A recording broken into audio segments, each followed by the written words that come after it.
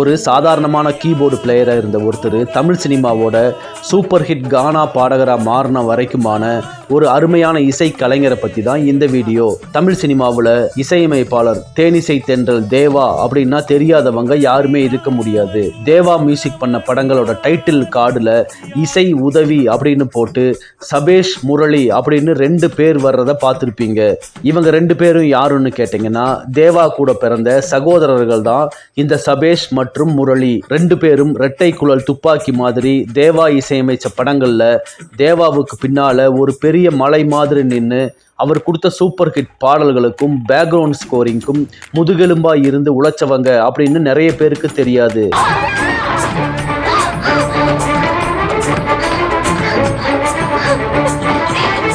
சபேஷ் மற்றும் முரளி அப்படின்னு இரட்டை இசையமைப்பாளர்களாக இருந்தவங்கள சபேஷ் அப்படிங்கிற சபேசன் நேற்று காலமாயிருக்காரு. சபேஷ் வெறும் உதவி இசையமைப்பாளராக மட்டும் இல்லாமல் இசையமைப்பாளர், பாடகர், பேக்ரவுண்ட் ஸ்கோரர் அப்படின்னு நிறைய இசை முகங்கள் கொண்ட ஒரு மனிதர். தமிழ் சினிமாவில் மிகப்பெரிய உயரத்தில் கம்பேரிஷனே இல்லாத இடத்துல தனி ராஜாங்கம் நடத்திக்கிட்டு இசைஞானி இளையராஜா இசையால தனி ஆவர்த்தனம் நடத்திக்கிட்டு இருந்த 80s இறுதி காலகட்டங்களில் ஒரு புது இசையமைப்பாளராக தேனிசை தென்றல் தேவா 1989 ஆண்டுல மனசுக்கேத்த மகராசா படத்து மூலமா அறிமுகமாறாரு.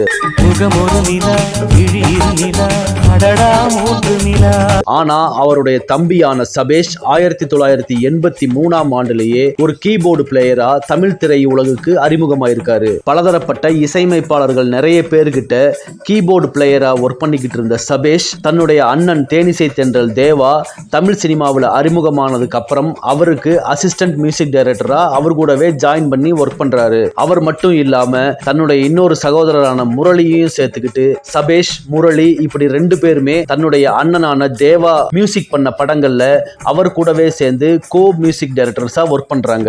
ஒரு சிறந்த இசையமைப்பாளரா உருவாகிறதுக்கு நான் நிறைய உழைப்பை கொட்டி இருக்கேன் அப்படின்னு சொல்ற தேவா தான் அதே சமயத்துல நான் எவ்வளவு உழைப்பை கொடுத்தனோ அதை விட பல மடங்கு உழைப்பை என்னோட சகோதரர்கள் சபேஷும் முரளியும் இசைக்காகவும் என்னுடைய வளர்ச்சிக்காகவும் கொடுத்துருக்காங்க அப்படின்னு தேவாவே பல பேட்டிகள்ல சொல்லியிருக்காரு. நான் இல்லாத ஒரு குறையை அப்படி பாட்டாக்கி கொடுக்கிறவர்கள் தான் சபேஷ் முரளி.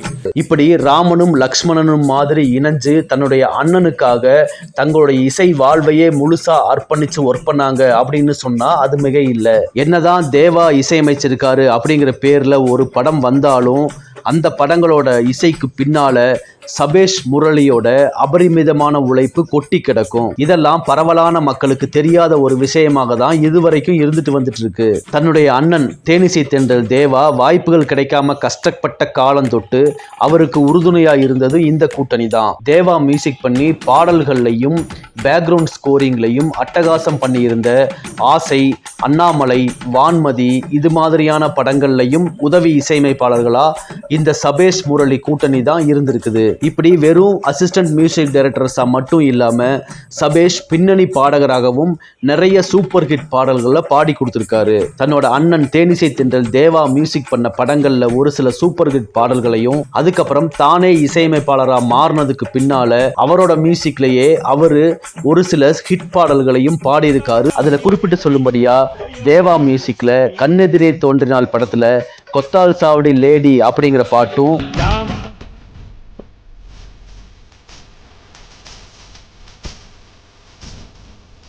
அஜித்தும் மீனாவும் நடிச்சிருந்த ஆனந்த பூங்காற்றே படத்துல வரக்கூடிய உதயம் தியேட்டர்ல என் இதயத்தை தொலைச்சேன் அப்படிங்கிற பாட்டும்,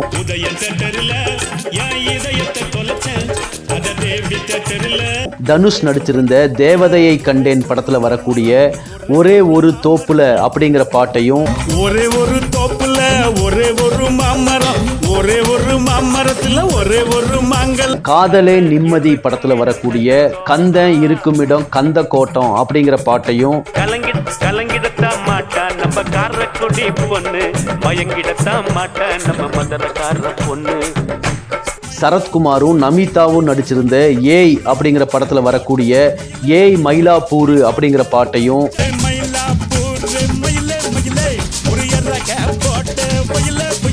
அதுக்கப்புறம் தமிழ் சினிமாவின் எவர்கிரீன் கானா குத்து பாடலா கிட்டத்தட்ட எல்லா ஸ்பீக்கர்லையும் ஒலிச்ச நினைவிருக்கும் வரை அப்படிங்கிற படத்துல வரக்கூடிய காத்தடிக்குது காத்தடிக்குது அப்படிங்கிற மெகா ஹிட் பாடல்களையும் தன்னுடைய அண்ணன் தேவாவுடைய இசையில பாடி கொடுத்திருந்தாரு சபேஷ். வெளிச்சம் பாரு பகல போல வெளிச்சம் பாரு கல்லான ரோட்டு மேல காலடிக்கும் ஊட்டு பாரு. அதுக்கப்புறம் தானே இசையமைப்பாளரா மாறி இசையமைச்சிருந்த கோரிப்பாளையம் படத்துல வரக்கூடிய ஓட்ட உடசல் அப்படிங்கிற பாட்டையும் சபேஷ் பாடி இருக்காரு. ஓட்ட ஓடிச்சல் ஈயம்பிட்டாலைக்கு பெரிச்சம்பழம் உசர புழியும் பொண்ணு கலரு அரைஞ்சு பழம். அவர் பாடின எல்லா பாடல்களுமே கானா வகையை சேர்ந்த பாடல்களா இருந்தா கூட ஆல் கிளாஸ் பீப்புள்ஸுக்கும் பிடிக்கிற மாதிரி ரொம்ப சூப்பரா ஸ்டைலிஷா அந்த பாடல்களை பாடியிருப்பாரு. இப்படி ஒரு அசிஸ்டன்ட் மியூசிக் டைரக்டராகவும் ஒரு சிறந்த பின்னணி பாடகராகவும் இருந்த சபேஷ் தன்னுடைய சகோதரர் முரளியுடன் சேர்ந்துட்டு 2001ஆம் ஆண்டுல ஒரு தனியா ஒரு படத்துக்கு மியூசிக் பண்ற சான்ஸ் கிடைக்குது. KS ரவிக்குமார் டைரக்ஷன்ல சரத்குமார் நடிச்சு 2001ஆம் ஆண்டுல வெளிவந்த சமுத்திரம் படத்துக்கு தான் முதலா இசையமைப்பாளரா சபேஷ் முரளி அறிமுகமாறாங்க. அந்த படத்துல வந்த அழகான சின்ன தேவதை பாட்டும் பைனாப்பிள் வண்ணத்தோடு அப்படிங்கிற பாட்டெல்லாம் அப்ப சூப்பர் ஹிட் ரக பாட்டு. பைனாப்பிள் வண்ணத்தோடு ரெட் ஆப்பிள் வண்ணத்தோடு சில்லென்று தான் சிக்கென்று தான் என் நெஞ்சில் போகிறார். அதுக்கப்புறம் சபேஷ் முரளி 2 பேரும் சேர்ந்து 36 படங்களுக்கு மியூசிக் டைரக்டர்ஸா ஒர்க் பண்ணியிருக்காங்க. அதுல குறிப்பிட்டு சொல்லும்படியான படங்கள்னு பார்த்தோம்னா வடிவேலு கதாநாயகனா நடிச்சிருந்த இம்சையரசன் 23ஆம் புலிகேசி, ஆர் பார்த்திபனோட வித்தியாசமான படமா வெளிவந்த பச்சை குதிரை, ஆதி டைரக்ஷன்ல ஒரு வில்லேஜ் சப்ஜெக்டா வந்திருந்த மிருகம், பரத்தோட வித்தியாசமான ஒரு நடிப்புல வெளிவந்திருந்த கூடல் நகர் அப்படிங்கிற படமும், அதுக்கப்புறம் அம்முவாகிய நான், அழகு நிலையம், அசோகா, வைகை, எங்கள் ஆசான், அலையோடு விளையாடு, மாயாண்டி குடும்பத்தார் அப்படின்னு பல படங்களுக்கு மியூசிக் டைரக்டர்ஸா ஒர்க் பண்ணியிருக்காங்க.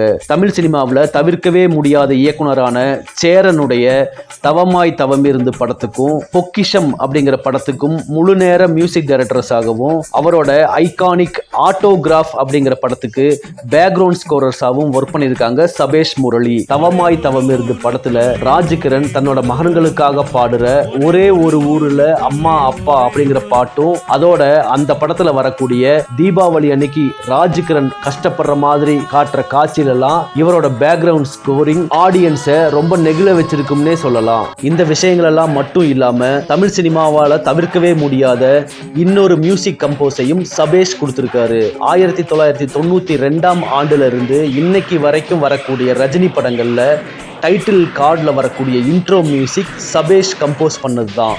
அந்த இன்ட்ரடக்ஷன், அதுக்கு அந்த டைட்டில் சாங் காரணம் சுரேஷ் கிருஷ்ணா அண்ட் தேவா. ஹாலிவுட்ல ஒரு ஜேம்ஸ் பாண்ட் படங்கள்ல வரக்கூடிய தீம் மியூசிக்கை ஞாபகப்படுத்துறது போல ஜேம்ஸ் பாண்ட் ஸ்டைல்ல வேணும் மியூசிக். அப்படியே சொல்லியிருந்தாரா? அது கொஞ்சமா வச்சுக்குவோம் அந்த பேஸ் பேட்டர்ன். சூப்பர் ஸ்டார் டைட்டிலுக்கு இவங்க போட்டிருந்த இந்த பேக்ரவுண்ட் ஸ்கோர் இன்னைக்கு பார்த்தாலும் மெய் சிலிர்க்கிற விதமா தியேட்டர்ல ரஜினி படம் ஆரம்பிக்கும் போதே அதை கொண்டாடுற செலிப்ரேஷன் மூடுக்கு நம்மளை கொண்டு போகும் அப்படிங்கிறது நிதர்சனம். ரஜினிகாந்த் அப்படிங்கிற பேருக்குள்ள காந்தம் இருக்கிறத போல சூப்பர் ஸ்டார் அப்படின்னு அவர் பேர் வரும்போது ஒலிக்கிற இந்த மியூசிக்குக்கும் இன்னொரு ஈர்ப்பு சக்தி இருந்துட்டு இருக்குது அப்படிங்கிறது எவராலையும் மறுக்க முடியாத உண்மை. இது மட்டும் இல்லாம சூப்பர் ஸ்டார் ரஜினிகாந்த் நடிச்சு மெகா பிளாக் பஸ்டரா அமைஞ்சிருந்த அண்ணாமலை படத்துக்கு தேவா தான் மியூசிக். தேவாவுக்கு அசிஸ்டன்ட் டைரக்டரா ஒர்க் பண்ணி இந்த படத்துக்கான பாடல்களையும் பிஜிஎம்லையும் இந்த சபேஷ் முரளி கூட்டணி அதகலம் பண்ணியிருப்பாங்க. படத்துல அமைஞ்சிருந்த எவர்கிரீன் மெகா ஹிட் பாடல்கள்ல தெரிக்க விட்ட இந்த கூட்டணி படத்தோட பிஜிஎம்லையும் வித்தியாசங்களை காமிச்சு நம்மளெல்லாம் ஆச்சரியப்படுத்தியிருந்தாங்க. அதுக்கப்புறம் மறுபடியும் சூப்பர் ஸ்டார் ரஜினிகாந்தோட கூட்டணி அமைச்சிருந்த தேனிசை தென்றல் தேவா பாஷா படத்துக்கு மியூசிக் பண்றாரு. பாஷா படத்தை பார்த்த ரஜினி பிஜிஎம் சேர்க்கறதுக்கு முன்னால படம் இருந்த ரேஞ்ச் வேற, பிஜிஎம் சேர்த்ததுக்கு அப்புறமா படம் இருக்கிற லெவலே வேறன்னு தன்னுடைய வாயாலேயே சொல்லியிருக்காரு. அப்படி அற்புதமா பிஜிஎம் அமைச்சு கொடுத்திருந்தாங்க இந்த சபேஷ் முரளி கூட்டணி. என்ன பேக்ரவுண்ட், என்ன ஒரு மாஸ் பிஜிஎம். நம்மளுடைய வேலை ஒரு 50% இருந்தா கூட தூக்கி நிக்க வச்சது தேவா சார் தான்.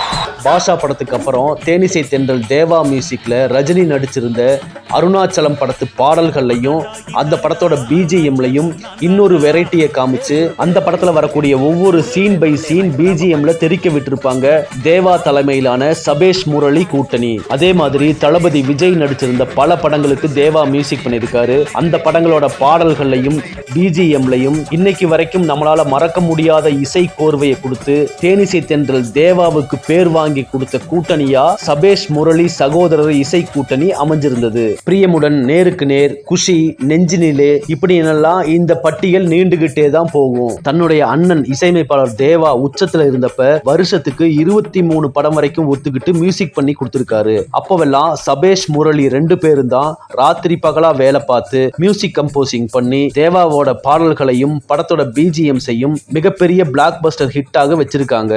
இசையமைப்பாளர், பாடகர் அப்படிங்கிறத தாண்டி சபேஷ் அவருடைய மிக முக்கியமான பங்களிப்பு திரைப்பட இசைக்கலைஞர்கள் சங்கம், அதற்கான தலைவராக பணியாற்றி ஆயிரக்கணக்கான இசைக்கலைஞர்கள் நலனுக்காக பாடுபட்டவர். இப்படி 30 வருஷத்துக்கு மேலா தமிழ் இசை உலகத்துக்கு பங்களிப்பு செஞ்சிருந்த சபேஷ் அவர்களுடைய மறைவு தேனிசை தென்றல் தேவா குடும்பத்துக்கு மட்டுமில்லாம ஒட்டுமொத்த தமிழ் சினிமா ரசிகர்கள் எல்லாருக்குமே மிகப்பெரிய சோகம்தான். அவர் மறைஞ்சிருந்தாலும் அவர் கம்போஸ் பண்ண பாடல்களும் அவர் பாடியிருந்த பாடல்களும் காலத்தால் என்னைக்கும் அழியாம ஒவ்வொரு தமிழருடைய நெஞ்சிலையும் வாழ்ந்துட்டு இருக்கும். சபேஷ் முரளி மியூசிக் பண்ணியிருந்த படங்கள்ல உங்களுக்கு ரொம்ப பிடிச்ச படம் எது அப்படிங்கிறதையும், அவர் பின்னணி பாடியிருந்த பாடல்கள்ல உங்களுக்கு ரொம்ப பிடிச்ச பாட்டு எது, ரொம்ப ஹிட்டான பாட்டு எது அப்படிங்கிற உங்க ஒட்டுமொத்த கருத்துக்களையும் கமெண்ட்ஸ்ல சொல்லுங்க. மீண்டும் இன்னொரு சுவாரஸ்யமான வீடியோல சந்திக்கலாம். நன்றி.